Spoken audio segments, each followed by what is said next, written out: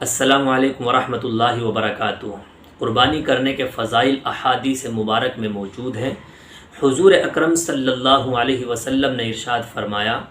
کہ عید الاضحیٰ کے دن فرزند آدم کا کوئی عمل اللہ کے نزدیک قربانی کرنے سے زیادہ پسندیدہ نہیں۔ گویا قربانی کے دنوں میں سب سے زیادہ محبوب ترین عمل اللہ کے نزدیک قربانی کرنا ہے کہ اس کے نام پر زیادہ سے زیادہ قربانی کی جائے اور زیادہ سے زیادہ خون بہایا جائے۔ اس سے بڑی اور کیا فضیلت ہوگی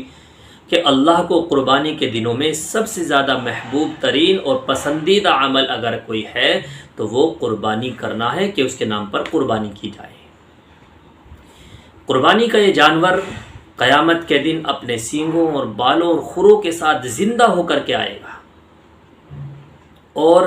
قربانی کے جانور کا خون زمین پر گرنے سے پہلے اللہ کے یہاں قبولیت کے مقام پر پہنچ جاتا ہے۔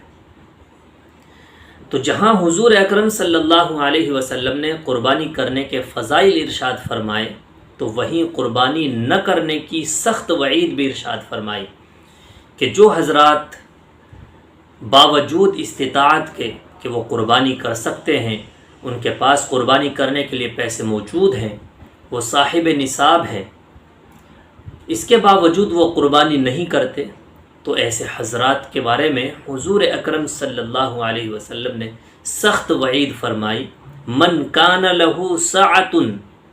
کہ جو باوجود استطاعت کے قربانی نہ کرے، ولم یضحی، قربانی نہ کرے،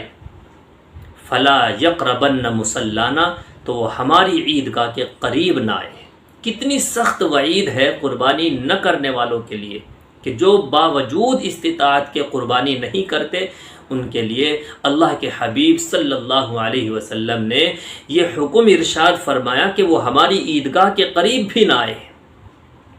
اب ذرا غور کریں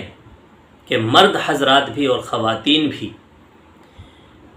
کہ جن کو اللہ نے خوب نواز رکھا ہے، خوب مال کی فراوانی ہے، پھر بھی وہ اپنی کاہلی یا سستی کی وجہ سے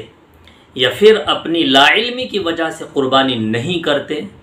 تو انہیں یہ یاد رکھنا چاہیے کہ ان کے لیے یہ سخت وعید ہے کہ وہ مسلمانوں کے ساتھ عید کی خوشی میں شریک نہ ہوں۔ اللہ کو ضرورت نہیں ہے ایسے لوگوں کی کہ وہ عید کی نماز ادا کرنے کے لیے عیدگاہ میں آئیں۔ تو میری گزارش ہے تمام مسلمانوں سے کہ اللہ نے آپ کو صاحب نصاب بنایا ہے، اللہ نے آپ کو مال کی فراوانی سے نوازا ہے، تو آپ دل کی خوشی کے ساتھ قربانی ضرور پیش کریں۔ اللہ تعالی ہم سب کو عمل کی توفیق عطا فرمائے۔ السلام علیکم ورحمۃ اللہ وبرکاتہ۔